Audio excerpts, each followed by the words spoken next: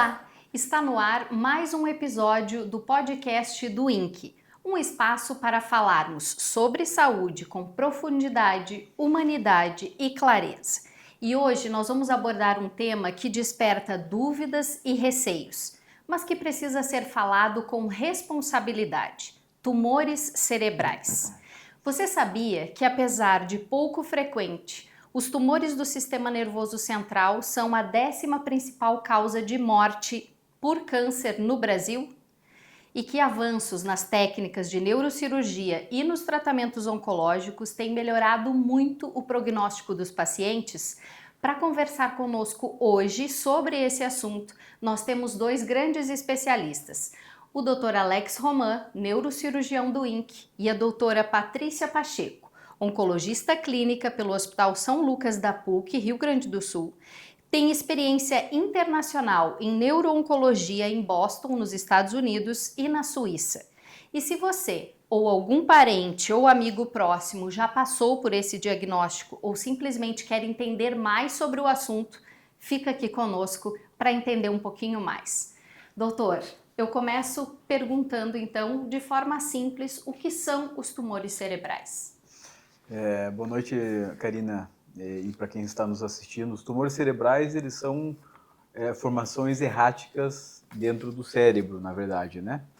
Não necessariamente só no cérebro, mas nas meninges, nas membranas que cobrem o cérebro. E os tumores cerebrais podem ser benignos e malignos, né? Porque muitas vezes a gente conversa com os pacientes ou pessoas de fora da medicina, ou mesmo dentro da medicina, que pensam que os tumores cerebrais são sempre malignos, né? Que são doenças que sempre vão ter um desfecho ruim. Nem sempre é verdade. Existem vários tumores intracranianos que são benignos, né? E que, uma vez tratados, estão curados, né? Isso é importante a gente dizer, né? Então, tumores que a gente consegue fazer uma ressecção completa, tumores que a gente trata com radioterapia, até mesmo alguns tumores mesmo benignos com quimioterapia, depois a gente vai conversar um pouquinho mais sobre isso, eles muitas vezes são benignos, né? É claro que existe uma parcela considerável de tumores que são malignos, né? E que a oncologia, a neuro-oncologia especificamente está aqui para isso, né? Para tratar da melhor forma esses pacientes. Mas sempre lembrando que não é uma sentença, né? Quando a gente fala que um paciente tem uma lesão intracraniana, um tumor cerebral, ou uma lesão do sistema nervoso, porque muitas vezes ele pode acontecer também na coluna, os mesmos tumores, né? Muitas vezes a gente consegue tratar muito bem e consegue até oferecer a cura para os pacientes. Isso é importante, porque a gente sempre reforça isso para os pacientes, para os familiares, para os amigos, né? Que isso não é uma sentença, que mesmo em sendo maligno, existe tratamento, isso é extremamente importante de se falar, né? E que muitas vezes o paciente fica muito bem. Então, isso é extremamente importante a gente lembrar. Perfeito. E como que se diferenciam os tumores benignos dos malignos? Então, existem várias características, desde a apresentação, como que o paciente tem os sintomas, né? Mas, em especial, do ponto de vista de imagem, por exemplo, a tomografia computadorizada de crânioencéfalo, a ressonância magnética de encéfalo, eles dão pistas para nós de que alguns tumores são benignos e outros tumores são malignos. Nem sempre, né? Existem vários tumores em que somente o exame de imagem não é o suficiente. E aí a gente lança mão de técnicas complementares, muitas vezes cirúrgicas, né, como a própria biópsia ou a ressecção do tumor.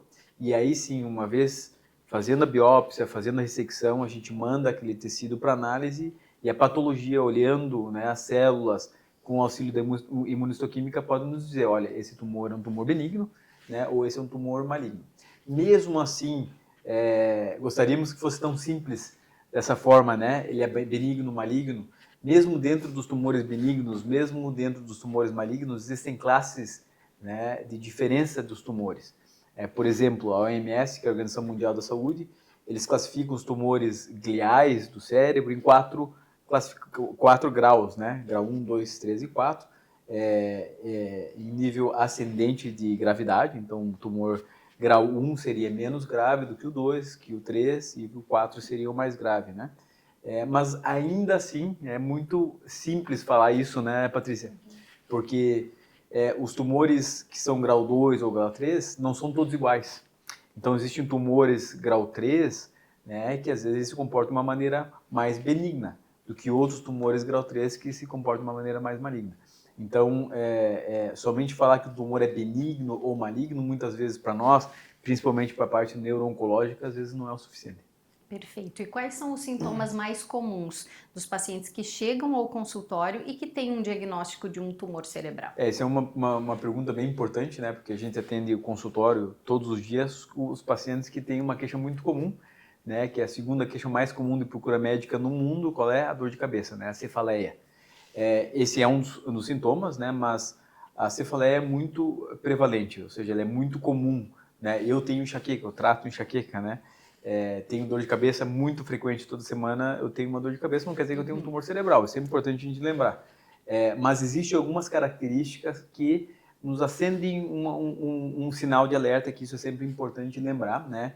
Então, por exemplo, nas crianças, aquelas dores de cabeça na nuca, mais posteriores, é importante acender aquele sinal de alerta, né? Que muitas vezes exige um nível de investigação, um nível de suspeita maior, então precisa de uma investigação com exame de imagem, uma tomografia ou uma ressonância, né? Mesmo nos adultos, algumas características das dores de cabeça, né? Acompanhada, por exemplo, com náusea e vômito, ou dores de cabeça intensas, impressão, sempre matinais, de manhã cedo, isso chama um pouco a atenção. Então, quando tem essas características, dores de cabeça, por exemplo, é importante a gente pensar que eventualmente vai precisar lançar mão de uma investigação com exame complementar de imagem, né? Uma tomografia ou uma ressonância. Mas lembrando, né, para quem está nos assistindo, que a dor de cabeça não quer dizer que a pessoa vai ter um tumor cerebral. A maior parte das pessoas, as mulheres têm mais dor de cabeça que os homens, então tem estudos que mostram que 90% das mulheres têm pelo menos uma dor de cabeça por mês, né? O homem é um pouquinho menos, 75% mais ou menos, mas quer dizer que a dor de cabeça é muito prevalente, né? E não quer dizer que seja uma coisa mais grave. Lembrando que existem aqueles sinais de alerta, daí sim que vale a pena a gente investigar em alguns casos específicos, né? Perfeito. Então, são duas questões aqui bem importantes, né, doutor? Primeiro, que o paciente que tem dor de cabeça não significa que ele tenha um tumor cerebral. Exato. Ao mesmo tempo que ter dor de cabeça frequente e ficar também se automedicando é algo que a gente precisa cuidar, né? Perfeitamente. Isso até vai mais na parte da neurológica, neurologia mesmo, né? Nossos colegas neurologistas aí que nos ajudam todos os dias, né? Mas exatamente tratar por si só as dores de cabeça, a gente pode estar fazendo mais mal do que bem. Então isso a gente reforça com os pacientes também, né? Que busquem orientação, né, de um profissional adequado para que não incorra nesse erro que pode custar caro, assim, do ponto de vista de dor crônica, enfim. Doutora Patrícia, e agora, como funciona, feito o diagnóstico, como funciona o tratamento? O tratamento vai depender, então, do tipo de tumor que a gente tá lidando, né? Então, através de uma neuroimagem, uma tomografia, mas principalmente a ressonância, a gente vai ter as características desse tumor, o tamanho, localização, às vezes o número, né? Se é mais do que um tumor. E aí o primeiro passo geralmente envolve a questão cirúrgica, né? Então, tendo esse material, então a cirurgia como primeiro tratamento, nos proporciona um material para a gente confirmar o diagnóstico. Então, o tipo de tumor, né, entre vários, né, os que tem, e o grau. Então, esse grau que vai me dizer a agressividade desse tumor. E a gente vai ver o planejamento, né, seja com químio, com radioterapia, se precisa. Então, a biópsia e essa análise com o patologista ela é super importante. Sempre esse é o procedimento. Iniciamos com o médico que fez o diagnóstico, normalmente se devemos procurar um neurologista, né? Mas também pode ser que o paciente venha de um outro médico, né? Qual é o passo que ele tem que seguir dentro do consultório? Ele vai ser encaminhado para oncologia e daí? Para quem está ali nos assistindo. Geralmente, então, é uma análise multidisciplinar, né? Então, na neuro-onco, a gente sabe que não existe nenhum profissional sozinho. Então, a gente vai precisar muito discutir isso de início com o radiologista, com o neuroradiologista, essa imagem, essa ressonância, para a gente ter ideia de tentar já prever o que a gente está lidando.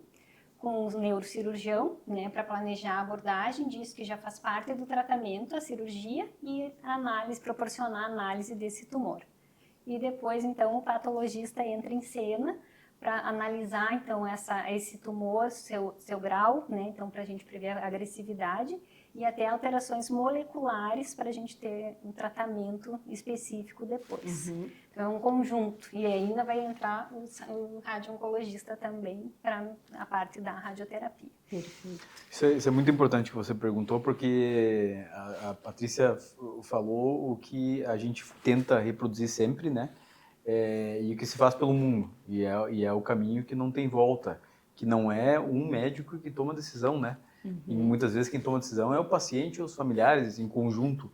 Mas nós fazemos nossas reuniões nas quartas-feiras, né? Os nossos tumor boards são reuniões em que a gente discute os casos justamente porque não tem um profissional que vai decidir sozinho, né? A conduta, quais são os próximos passos. Por isso que nós nos reunimos e nós discutimos em conjunto. Então, nas nossas reuniões tem os neurocirurgiões, os neuro-oncologistas, os oncologistas, os radiologistas, né? Aquelas pessoas que olham as imagens, olha, isso aqui tem mais características de ser um tumor benigno, um tumor maligno. Aí nós temos os radioterapeutas, né? Quem mais, Patrícia, me ajuda? Então, isso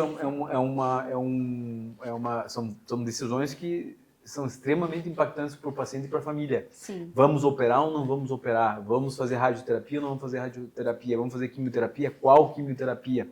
Então, isso é extremamente importante. Por isso que a gente discute, né? Os estudos estão aí, então a gente discute os estudos mais recentes, né? Olha, o estudo tal nos mostrou que tem benefício fazer X ou Y, né? Vale a pena fazer radioterapia ou não vale a pena fazer radioterapia? Em alguns momentos a gente decide por não fazer nada, só observar, repetir o exame de imagem.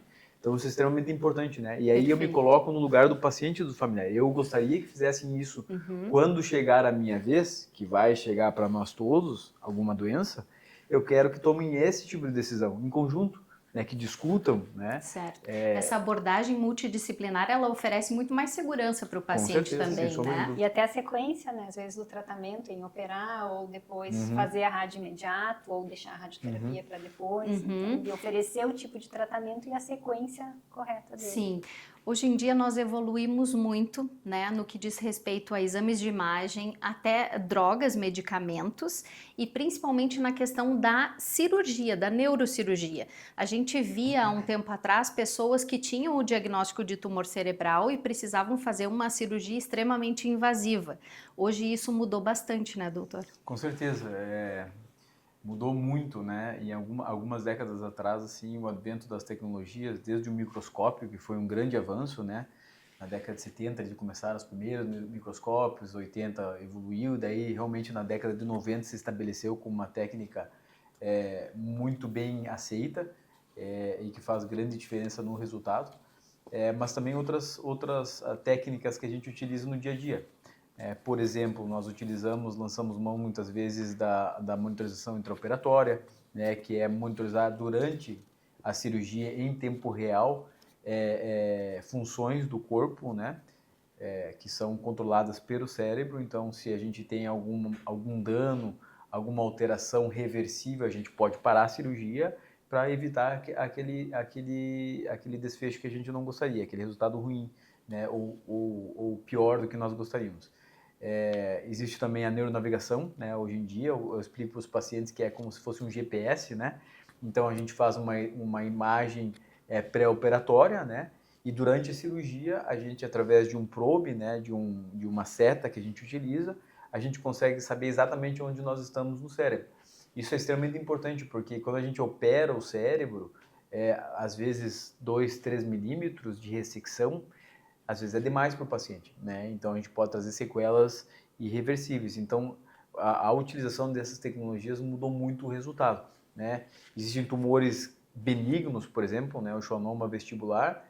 Eu converso isso com os colegas abertamente, né? Que eu acho que hoje em dia não cabe fazer uma cirurgia dessas sem uma monitorização intraoperatória. Por exemplo, nós temos o colega, o Dr. Fernando Giacomini, que trabalha conosco, né? E faz a monitorização intraoperatória muito bem, o resultado dele é muito bom. E a gente consegue confiar sabendo que o paciente vai sair bem da cirurgia porque teve essa tecnologia. Certo. Né? Doutor, explica pra gente, para quem está nos assistindo, o que é a neuromonitorização de uma forma muito simples. É um fio que fica conectado a um aparelho, por favor. Isso eu explico para os pacientes, né? Porque às vezes é difícil a gente entender quem não está lá dentro do centro cirúrgico. Exato. Até para os colegas médicos, né? Que não tem, assim como Dia a eu, não vou dia. entender de alguma outra especialidade, né? Exato. Então, o que é a neuromonitorização? São eletrodos que o eletrofisiologista ou um neurologista aplicam no paciente, né? Que vão dar informação em tempo real através de ondas que ele consegue ver no computador dele. Então, por exemplo, ele coloca eletrodos nos membros superiores, inferiores e músculos da face, né? Que vão mostrar para ele e para nós se tem alguma perda de força motora, por exemplo. Né? Então, a gente resseca o tumor do cérebro, por exemplo, e ele está em tempo real nos dizendo, olha, houve uma perda do potencial da mão direita. O que eu quero dizer com isso? Você tem os eletrodos ali no crânio, né? E ele está monitorando em tempo real porque ele está emitindo uma onda e ele está vendo a resposta daquele músculo, se ele está respondendo como deveria responder. Perfeito. Você entendeu? Se daqui a pouco o bisturi não vai tocar um nervo que vai comprometer exatamente. o rosto ou o movimento do braço ou das pernas. Exatamente. Então ele consegue ver isso em tempo real e dizer, olha, teve um decréscimo de... E ele consegue nos estimar, né? 30%, 40%, ou seja, se eu parar agora, ele não vai trazer um dano para o paciente, porque esse 30% ele vai recuperar. Perfeito. Agora, se tem um déficit que teve uma perda de 90% ou 100%, opa! Então, o advento das tecnologias mudou totalmente a neurocirurgia. O que a gente quer falar com isso? Que a neurocirurgia hoje, ela é muito mais segura do que há 10 anos atrás, que é mais segura do que há 20 anos atrás, e vai continuar evoluindo nesse sentido. Por isso que a gente está sempre buscando, né, estudar, discutir, porque a gente sempre tem uma ideia de algum lugar do mundo, né? Por exemplo, hoje em dia a China tem várias tecnologias, vários métodos que eles estão aplicando que também são interessantes. Então a gente está sempre tentando buscar aprender de outros lugares também. Perfeito. Doutora, e o que a gente tem de mais promissor na parte clínica para o paciente? Dentro, então, de medicamentos, né, a gente tem a imunoterapia, que tanto para outros tumores em outros locais, também, então, tem esses estudos em tumores cerebrais. A imunoterapia teve um grande potencial de estudos justamente por ela tentar penetrar a barreira hematoencefálica. A gente sabe que é difícil os remédios atingir os níveis sanguíneos que atingem no resto do corpo, no cérebro. Então, por isso que muitas vezes a quimioterapia não teve o resultado que tem em outros tumores em outros locais. A imunoterapia nada mais é do que a gente tentar ensinar para as células imunes do próprio paciente a combater o tumor. Então, essas células, elas têm conseguem percorrer e, inclusive, chegar, então, dentro do cérebro. Então, combatendo o tumor e sendo, então, esse o tumor atacado. Então, dentre as imunoterapias, tem vários tipos, né? Tem em que se usa terapia viral, com vírus, terapia de células dendríticas, anticorpos também monoclonais, que agem nesses diferentes tumores. Temos terapias-alvos também, como acontece em outros tumores, em outros locais, em que a gente, então, através dessa biópsia, dessa análise do tumor, a gente consegue fazer análises específicas de alterações genéticas ou alteração molecular do tumor. E ali, então, tem uma medicação que age especificamente se vê em positivo essa alteração. Geralmente são medicações que podem ser tanto intravenosas quanto em comprimidos. Também tem vários estudos aí em andamento em relação a isso, né? O grande desafio nos tumores cerebrais, porque eles são altamente heterogêneos, então isso dificulta. Então essa barreira hematocefálica dificulta a chegada das medicações, então tem esse desafio. Além de medicamentos, a gente sabe, então, assim como as técnicas neurocirúrgicas, a própria técnica de radioterapia também, ela evoluiu, né? A tecnologia proporciona, assim, dar a dose maior de radiação, especificamente no tumor, poupando os tecidos ao redor, que é super importante no cérebro, né? Justamente para não ter sequelas ou aumentar sequelas. Então, as técnicas de radioterapia também. né, tiveram esses avanços. Perfeito. E isso muda de paciente para paciente. De paciente para paciente. Então, assim, o local do tumor, o tipo, essa heterogeneidade, tudo isso faz com que cada paciente tenha o seu plano individualizado, né? Certo. E essas reuniões, esses avanços no geral, né, se estima-se que teve um aumento de sobrevida média desses pacientes com tumor cerebral de 2 a 3 vezes em relação a 10 anos atrás. Isso, então, não se deve a algo isolado, e sim a esse conjunto, né, de técnicas neurocirúrgicas, radioterapias e os tratamentos de químio. E o que a gente pode dizer para o paciente? Porque sempre o diagnóstico, né, de um tumor, e ainda mais cerebral, é pesado para quem recebe essa notícia, né?